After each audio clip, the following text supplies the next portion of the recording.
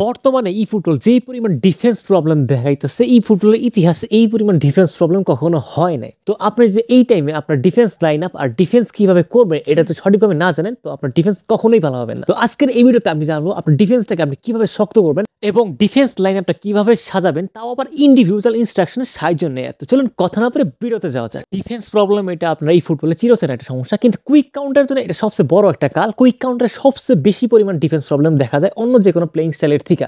তো আমরা মূলত কুইক কাউন্টারে কিভাবে ট্যাকল দিবেন ডিফেন্সে, এইটাই নিয়ে আজকে আলোচনা করব। তো চলুন প্রথমে যদি আপনাদের বলি ডিফেন্স সাজাবেন কিভাবে, তো ডিফেন্স নিয়ে অনেকটি ভিডিও বানায় রাখছি। তো আমি প্রত্যেক ভিডিওতেই বলি যে আপনার ডিফেন্স করার সময় সবচেয়ে মূল বিষয় আপনার ডিফেন্স লাইন আপ। তো এখানে লেফট সাইড এবং রাইট সাইড এলবি অথবা আরবি আপনি দুইটাই ডিফেন্সিভ ফুলব্যাক রেখা দিবেন, কোনোটাই অ্যাটাকিং ফুলব্যাক রেখার দরকার নাই। খুব খারাপ একটা ফল পাবেন অ্যাটাকিং ফুলব্যাক রাখলে, বিশেষ করে কুইক কাউন্টারের জন্য।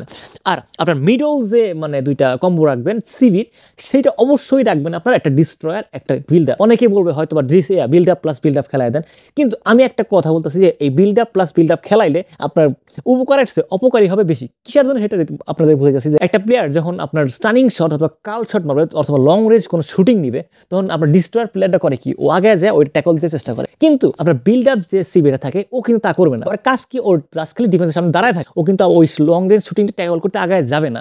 তো যেই কারণে আপনার অবশ্যই একটা ডিস্ট্রয়ার খেলাইতে হবে। Build up plus build up কখনোই খেলাবেন না, এটা ভুল একটা পরামর্শ। আপনি বিল্ড আপ প্লাস ডিস্ট্রয় এই দুইটা কম্বো ইউজ করবেন সিবির জন্য।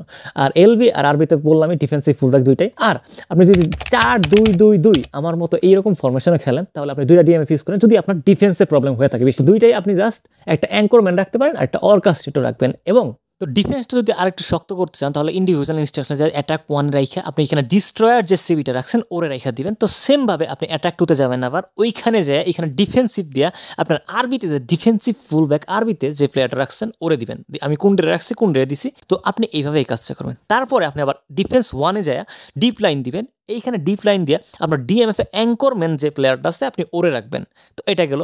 তো তারপরে আবার আপনি ডিফেন্স 2-তে যায় সেম কাজ করবেন, ডিপ লাইন দিয়ে আপনার সরি এখানে ভুল দিছি, আমি অ্যাঙ্করম্যান দেওয়ার পরে আপনি যে আরেকটা অর্কাস্ট্রেটর ডিয়াস যে আছে অর্কাস্ট্রেটর ওরে দিয়ে দেবেন। আমি এখানে ভুলে রোদ্রে দিয়ে ফেলছি দুইবার।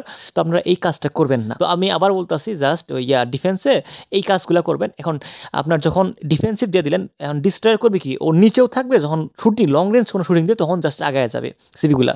আর অন্যদিকে যে আপনার অ্যাঙ্করম্যান আছে ডিএমএফগুলো আছে, ও কী করবে, জাস্ট আপনার ডিপ লাইন নিচে এই লাইনটা বরাবর ও থাকবে, এর বেশি ও আগেবে না। যদি আপনার কাছে বল না থাকে, যদি আপনার অপোনেন্টের কাছে বল থাকে, ও জাস্ট এই লাইন বরাবর এসে করবে। তো আশা করি জিনিসটা বুঝতে পারছেন। আপনারা এইভাবে ডিফেন্স লাইন আপ সাজান, আপনার ডিফেন্সে কোনো প্রবলেমই হবে না। যতই কুইক কাউন্টারে খেলেন, যতই আপনি পজিশন গেমে খেলেন, সমস্যা নেই, আপনার ডিফেন্সে খুব বড় ধরনের একটা পরিবর্তন পাবেন।